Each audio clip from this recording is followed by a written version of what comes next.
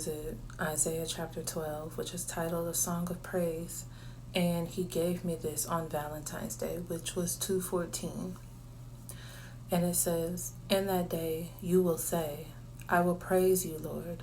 Although you were angry with me, your anger has turned away and you have comforted me. Surely God is my salvation. I will trust and not be afraid.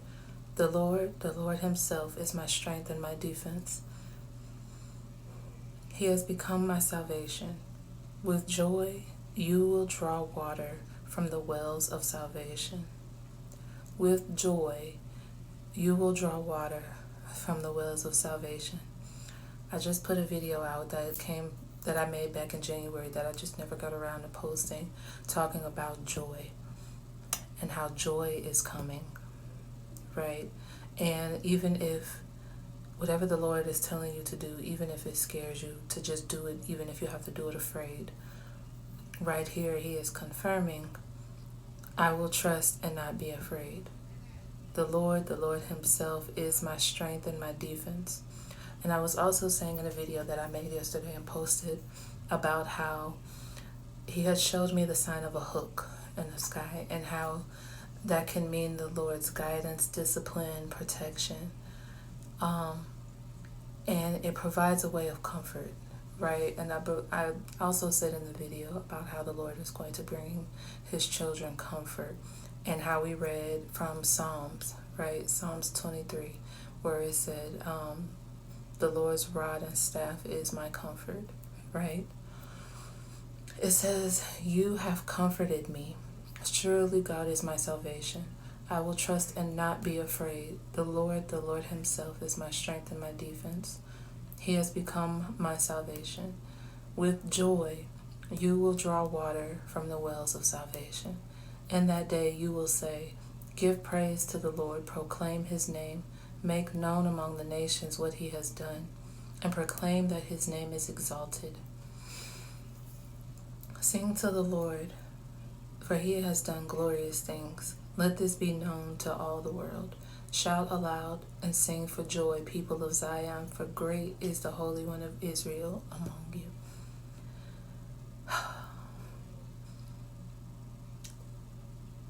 Joy is coming. Breakthrough is coming. And lately, I don't know, I've just been in this weird energy, y'all.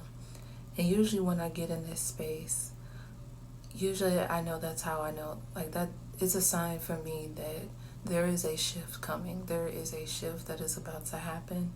And for everybody, that shift can be different, you know.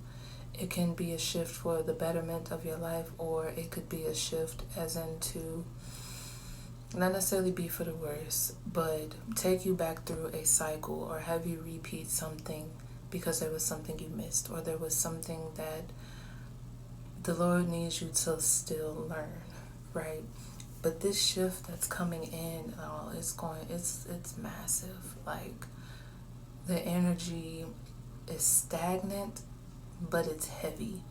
It's filled with not necessarily anger or rage, but passion. It is immense. It's immense. And I found myself today just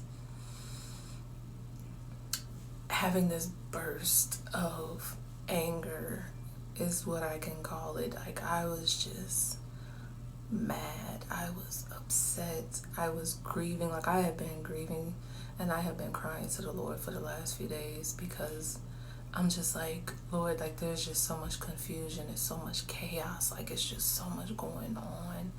And it's hard to focus. Like, the things that I know he's telling me to do, it's like I can't do it. I don't know what it, like, it's just the energy. I don't know what it is, you guys. And so earlier today, I forgot what happened, forgive me, but he reminded me that he showed me Isaiah chapter 13, okay?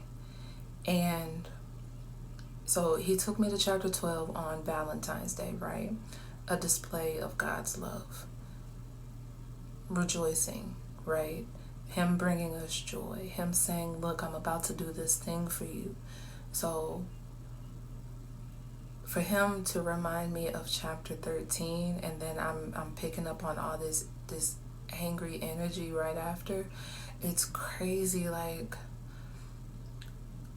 it's so much going on in the world, and I try not to even get caught up in the politics. I try not to even pay attention to none of that. But it's like him reminding me of Isaiah 13, which is called a prophecy against Babylon. It just goes back to when Lord told me last summer that, again, he's going to bring his children up. He's lifting his children up, and he's bringing those of the world, these elites, those who have gained wealth in ill-gotten ways, those who are oppressors, he's going to bring them down. Those of the world, they are coming down, right? But he has been giving out these words of love and comfort these last couple of weeks, because he just wants to reassure his children that despite how bad it's going to look and it's going to get on the outside, on the inside, we are protected. And what he told me last summer, and if you go back through my videos, you'll see, but he said, yes, he's going to bring his children up and take those of the world down. And he also mentioned that it's going to get really bad. There will be a famine in the land. There's going to be destruction. There's going to be chaos ensuing. He also revealed the numbers that represented Armageddon. And he was like, it's going to happen in the spiritual first before it starts to manifest in the physical. And well, the battle it's already been won in the spiritual, okay? Because he was then declaring victory. And I think we are right at the door of seeing it starting to manifest in the physical, right? I know a lot of people did not believe me when I was saying back then that Armageddon was going to be coming a lot sooner than we thought. I know a lot of people did not believe me when I said the return of Christ was going to be a lot sooner than we think, okay?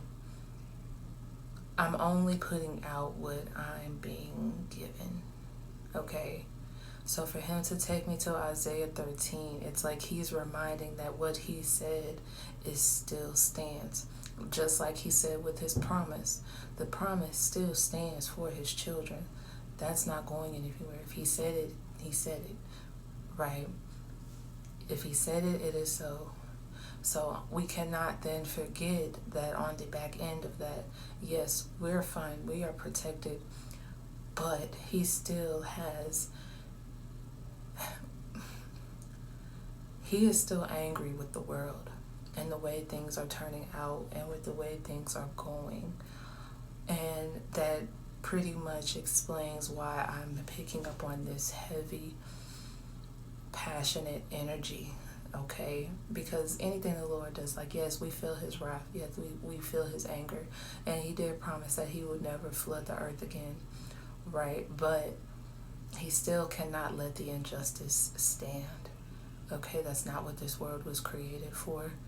And he's just reminding us that what he said on both ends still stands. So that day of destruction is coming. It's gonna happen. Okay, but he just wanted to reassure us beforehand. So let me read this. A prophecy against Babylon. A prophecy against Babylon that Isaiah, son of Amos, saw. Raise a banner on the bare hilltop. Shout out to them. Beckon to them to enter the gates of the nobles. I have commanded those I prepared for battle. I have summoned my warriors to carry out my wrath, those who rejoice in my triumph. Listen, a noise on the mountains like that of a great multitude. Listen, an uproar among the kingdoms like nations massing together. The Lord Almighty is mustering an army of war. From the ends of the heavens, the Lord and the weapons of his wrath to destroy the whole country. Wail, for the day of the Lord is near. It will come like destruction from the Almighty.